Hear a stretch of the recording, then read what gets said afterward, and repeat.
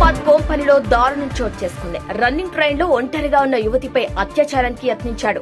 అతని నుంచి తప్పించుకోవడానికి యువతి ట్రైన్ బోగి నుంచి కిందకు దూకింది. దీంతో ఆమె తీవ్ర గాయాల పాలైంది.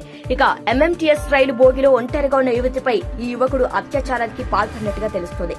ఆ దుండగు నుంచి తప్పించుకునేందుకు బాధితురాలు రైలు నుంచి బయటకు దూకగా ఇలా తీవ్ర గాయాల పాలైంది.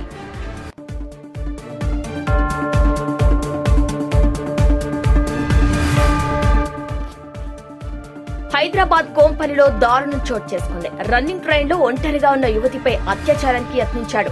అతని నుంచి తప్పించుకోవడానికి యువతి ట్రైన్ బోగి నుంచి కిందకు దూకింది. దీంతో ఆమె తీవ్ర గాయాల పాలైంది.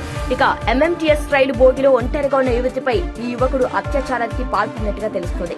ఆ దుండగు నుంచి తప్పించుకునేందుకు బాధితురాలు రైలు నుంచి బయటకు దూకగా ఇలా తీవ్ర గాయాల పాలైంది.